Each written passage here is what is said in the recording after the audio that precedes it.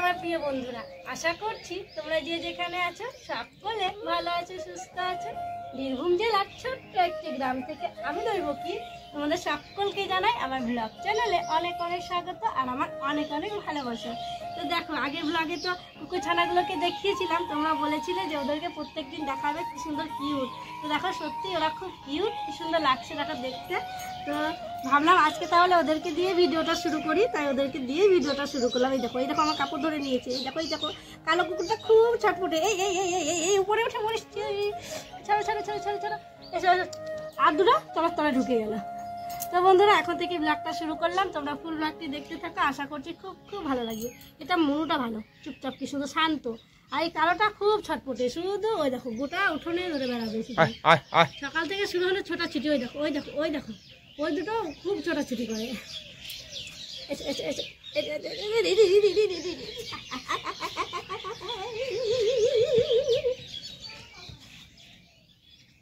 হাত মিলাবি হাত মিলাবি হাত মিলাবি, আর খেলা করবো না, কাজ আছে তো, কাজ করতে হবে। ওই দেখো ওই দেখো ওই দেখো কাপড় ধরে নিল, দেখো ছাড়বে না আমাকে, দেখো আমার সঙ্গে খেলা করবে দুষ্টু।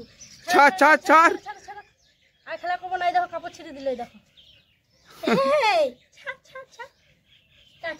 আমি কাজ করবো খেলা করবো না, কত কাজ, খেলা করবো না, তোমরা খেলা করো, যাও যাও সবাই খেলা করো, যাও যাও যাও, এদিকে আয়। আমি চলে গেলাম, তাই খেলবো না।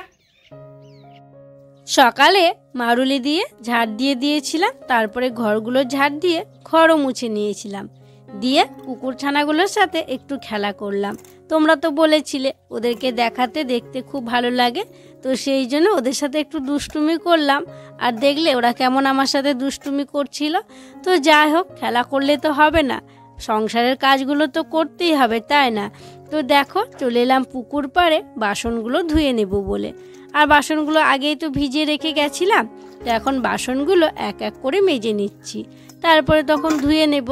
আর এখন তো পৌষ মাসে রাত্রেবেলা বাসন ধুচ্ছি না বলে বেশ অনেকগুলো করেই বাসন হয়ে যাচ্ছে, মানে রাত্রে ধুতে নেই এখন, তো সেই জন্য বাইরে নিয়ে আসছি না, একবারে সকালে সন্ধ্যের বাসনগুলো, রাত্রে খাওয়ার বাসনগুলো সবগুলো সকালেই নিয়ে আসছি। তো যাই হোক, সব বাসন তো মেজে নিয়েছি, এখন দেখো এক এক করে বাসনগুলো ধুয়ে নিচ্ছি। আর আজকে দেখো সোয়েটারটা সকালবেলা পরিনি, কি জানো তো, কয়েকদিন থেকেই দেখছি বেশি ঠান্ডা লাগছে না, একটু হলেও ঠান্ডাটা কম লাগছে। সোয়েটারটা যদি পরছি বেশ গরম গরম লাগছে কাজ করার সময়, তাই আজকে শুধু চাদরটাই ঢাকা নিয়েছি। তো যাই হোক, বাসনগুলো তো ধোয়া হয়ে গেল, এবারে আমি ঘরে চলে যাচ্ছি। সকাল সকাল কাকিমা নিয়ে এসছে মাছ, ময়া মাছ, দেখি কোন পুকুরের মাছ, এই দেখো ছোট ছোট মাছ, সেদিন হয়েছিল টক, আজকেও হবে। আর সেদিন তো দিদিরা অসুস্থ চলছিল, দিদিরা খেতে পায়নি, তো আজকে রান্না করব, সবাই খাবে। এই দেখো ছোটো ছোটো মাছ, তো মাছগুলো বাছতে হবে, একটু পরে বাছবো।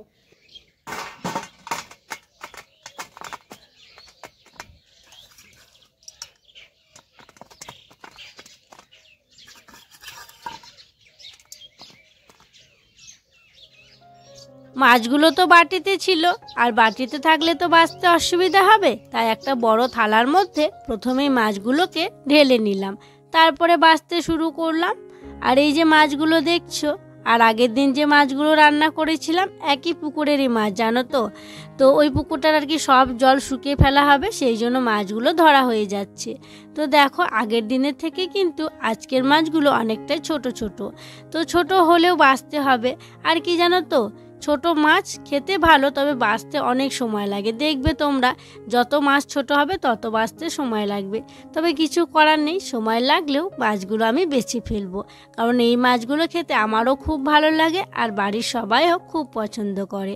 তো যাই হোক, দেখো আমার কিন্তু সব মাছগুলো বাছা হয়ে গেল, তবে অনেকটাই সময় লাগলো। তো যাই হোক, এখন কলতলায় গিয়ে মাছগুলোকে ভালো করে ধুয়ে নেব। আজকেও বেশ অনেকগুলোই জামা কাপড় সার্ফ জলে ভিজিয়েছিলাম, তো সেগুলো দেখো কেচে নিয়ে চলে এলাম। আর আজকে আর কাচাটা তোমাদের সাথে শেয়ার করা হলো না। আর আজকে উঠোনের তারে আর কি মেলে দিচ্ছি, কদিন থেকে তো ছাদে দিচ্ছিলাম, মানে ধুলোতে সব ময় হয়েছিল, সেদিন মুছলাম, মোছার পর থেকে এই তারটাতেই দিই। তো যাই হোক, সব জামা কাপড়গুলো চলো এখন মেলে দিই। আর জামা কাপড়গুলো মেলতে মেলতে তোমাদের সুন্দর সুন্দর নামগুলো নিয়ে ফেলি। প্রথম নামটি হচ্ছে, এক বোন লিখেছে, দিদিভাই তোমার ভিডিওতে আমার মেয়ের নামটি নিও। মেয়ের নাম হচ্ছে ঈশিতা। এই যে ঈশিতা, তোমার নামটি নিয়ে নিলাম আর তোমাকে অনেক অনেক ভালোবাসা জানাই গো। পরের নামটি হচ্ছে বাংলাদেশ থেকে ফাহি। সে লিখেছে, দিদিভাই তোমার ভিডিও খুব ভালো লাগে, তোমার ভিডিওতে আমার নামটি নিও। এই যে ফাহি, তোমার নামটিও নিয়ে নিলাম আর তুমি খুব খুব ভালো থেকো।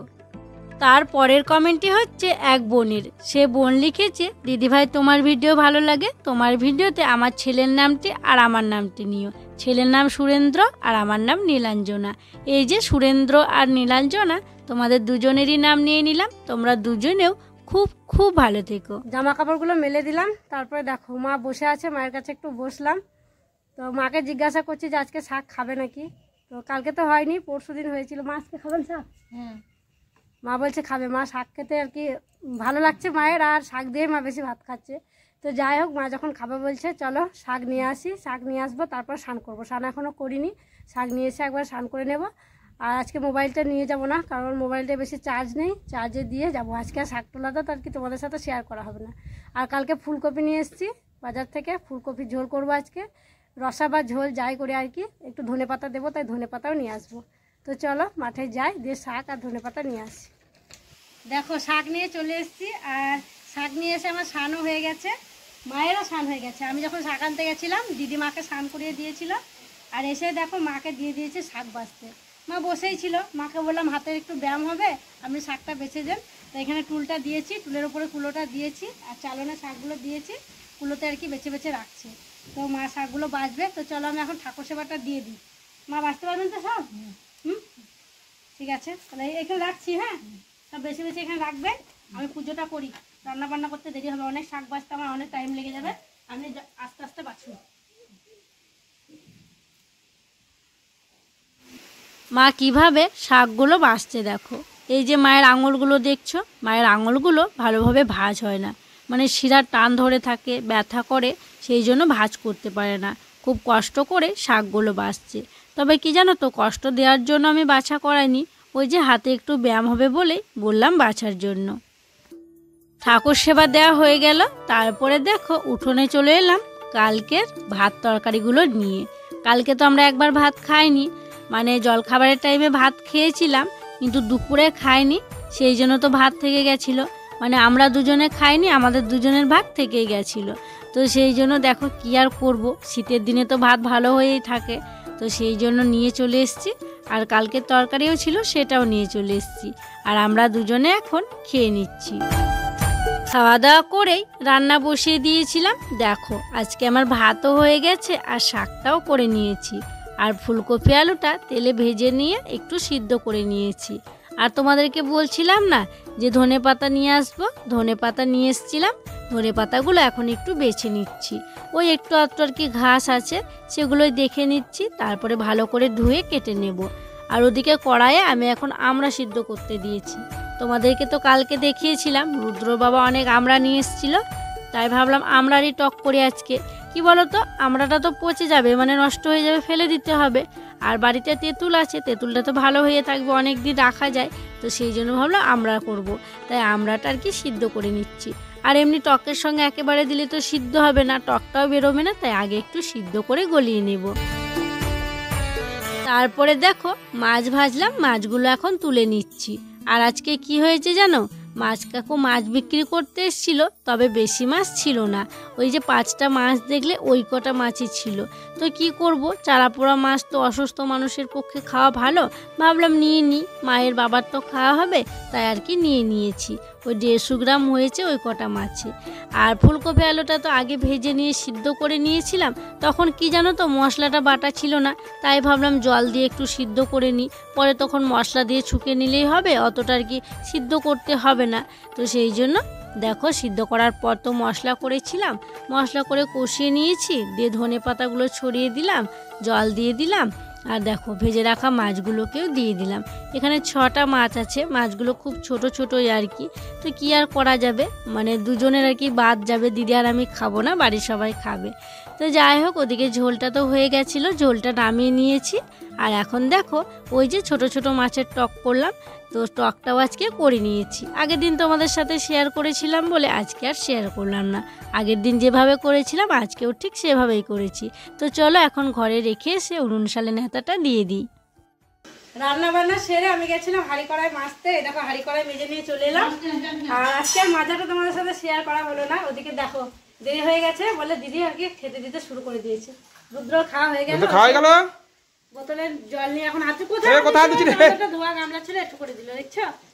ওদিকে বাবারও খাওয়া হয়ে গেছে, মায়েরও খাওয়া হয়ে গেছে, আমাদেরও ভাত বেড়ে ফেলেছে। দেখো এবার হচ্ছে আমরা খেতে বসবো। রুদ্র বাবা স্নান করতে গেছিল, এখন এলো, ও বসবে, দিদি আমি, আমরা তিনজনে আর কি বসে পড়বো। আর এই যে দেখো লোভনীয় মোরলা মাছের টক, মানে টক মানেই তো জিভে জল, কি আর বলবো। তো চলো খাওয়া দাওয়াটা শুরু করে দিই। হাঁড়ি কড়াইটা রেখে দেখো ভাত খেতে বসে পড়লাম। আর আজকে রান্না করেছি পালং শাক আর ধনেপাতা দিয়ে ফুলকপি আলু মাছ দিয়ে হচ্ছে ঝোল। আর এই যে আমরা যেগুলোকে ময়া মাছ বলি, তো তোমরা অনেকেই বলেছো এগুলো হচ্ছে মোরলা মাছ। এই যে মোরলা মাছের টক। তো দিদি তো আরেকদিন টক খাইনি, দিদি বলে আজকে কেমন হয়েছে? সেদিন তো তেঁতুল দিয়ে করেছিলাম, আজকে আমরা দিয়ে করেছি।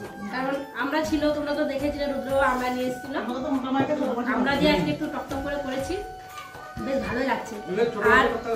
আর টকের মধ্যে একটা কাঁচা লঙ্কা মেখে নিয়েছি, আরো মানে কাঁচা লঙ্কা সেন্ট আর টকটক মানে দারুণ লাগছে খেতে। আর কালকে চাটনি ছিল, এরকম বাটি নিয়ে চলে এসেছি, মানে যে নেবে পরে আর কি ভাত খাওয়া হলে তুলে নিয়ে নেবে। হ্যাঁ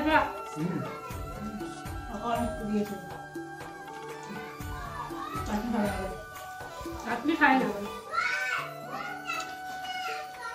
তো যাই হোক চলো খাওয়া দাওয়াটা এখন শেষ করি, এমনিতে তো দেরি হয়ে গেছে, খিদেও পেয়ে গেছিল। খাওয়া দাওয়া করার পর বেশ অনেকক্ষণ রোদে বসেছিলাম। আর কোথায় বসেছিলাম জানো? ওই যে পুকুর পাড়ের ধারে কত রোদ থাকে বলো তো বিকেলবেলা। তোমরা তো দেখো যখন আমি দুপুরের খাওয়া বাসনগুলো ধুই, ঘাটে কিন্তু খুব রোদ থাকে। তো ওখানে বাসন মাজতে গিয়ে বাসন ধোয়া হয়ে গেছিলো, তারপরে অনেক কজন আর কি বসেও ছিল ওই রোদটাতে। তাই ভাবলাম ওখানেই বসে থাকি, তাই ওখানে বসে অনেকক্ষণ গল্প করেছিলাম। দিয়ে দেখো ভাবলাম উঠোনটা ঝাড় দিতে আছে, এবার তাহলে উঠোনটা ঝাড় দিয়ে নিই। আর উঠোন ঝাড় দেওয়ার আগে জামা কাপড়গুলো তুলে নিয়েছি। আর দিদি অবশ্য ঝাড় দেয় দুপুরেরটা, আজকেও দিয়েছে। তো ঘরে আর কি উঠোনগুলোয় কাজ করছিল, তো রুদ্রর বাবা ওই খড় ধান ওইগুলো নিয়ে কাজ করছিল বলে উঠোনটা দেয়নি, তো বাইরেরগুলো সব দিয়ে দিয়েছিল। তো দেখো উঠোনটা আমি এখন ঝাড় দিয়ে দিচ্ছি। আর খড়টর অনেকই পড়ে আছে, কারণ খড়ের কাজ হচ্ছিল, ধান নিয়ে আসা হয়েছিল, সেগুলো আবার তলাতে তোলা হয়েছে। আর তলাটায় দেখছো ওই যে নতুন বর পাকানো হয়েছিল, সেই বরটা কিন্তু তলাতে লাগানো হয়ে গেছে। আরও কিছু ধান ছিল, সেগুলো তলার উপরে তুলে দিয়েছে। তবে আরও বর লাগবে, এই বরে হবে না, তো পরে আবার তৈরি করবে, করে লাগিয়ে দেবে। দেখো এই দিকটা ঝাড় দেওয়া হয়ে গেল। তারপরে এই যে গলির একটুখানি আছে, এই গলির জায়গাটা ঝাড় দিয়ে নিচ্ছি। আর বাইরে গেটের আর কি বাইরে পর্যন্ত দেওয়া আছে, তাই এখানে যে নোংরাটুকু হলো এখানে আর কি রেখে দিলাম, কালকে সকালে ঝাড় দেওয়ার সময় তখন বাইরে ফেলে দেব। ভাবলাম রুদ্রকে পড়তে বসানোর আগে জামা কাপড়গুলো গুছিয়ে নিই। সেই যে সকালে কেচেছি গো, শুকিয়ে গেছে দুপুরবেলাতে, তুলে এনে রেখেছি, তবে গোছানোর আর সময় হয়নি। কিভাবে যে কাজে কাজে সময় পেরিয়ে যাচ্ছে বুঝতেই পারছি না। আর কতই বা পড়বো বলো, মানে পড়ে উঠতে পারছি না, ছোট দিনের বেলা, তাতে আরোই আর কি হচ্ছে না। তো যাই হোক, ওকে পড়ানোর আগে এগুলো গুছিয়ে নেবো, বুঝলে, গুছিয়ে ঠিকঠাক করে রাখবো, নইলে ওই যে সাইডে থাকবে আর আমি বসে থাকবো, মানে ওকে পড়াতে পড়াতে আমার মনে হবে যে কখন ওগুলোকে আর কি গোছ গাছ করবো, সেটা মনে হবে। তো সেই জন্য ভাবছি আগে গুছিয়ে নিই, দিয়ে আর কি পড়িয়ে নেবো। তো চলো এখন গুছিয়ে নিই। আর হ্যাঁ, সন্ধ্যাবেলা সন্ধ্যাবাতি দিয়ে দিয়েছি, আর কি চা করেছিলাম, সবাই চা খেয়ে নিয়েছে, তবে আজকে আমি আর চা খেলাম না। তো যাই হোক, গোছাতে তো অনেকটাই সময় লাগবে, গুছিয়ে নিই। তো চলো বন্ধুরা, তাহলে আজকের ব্লগটা আর বড় করছি না গো, এমনিতেই অনেকটা বড় হয়ে যাচ্ছে, এখানে শেষ করছি। তোমরা সকলে ভালো থেকো, সুস্থ থেকো। আর যারা নতুন বন্ধু হয়ে আমার এই ভিডিওটি দেখছো, তাদেরকে আমার পাশে থাকার জন্য অনুরোধ করছি। আর যারা পুরনো বন্ধু হয়ে আমার পাশে আছো, তাদেরকে আমার অসংখ্য অসংখ্য ধন্যবাদ আর অনেক অনেক ভালোবাসা। দেখা হবে আবার পরবর্তী ব্লগে।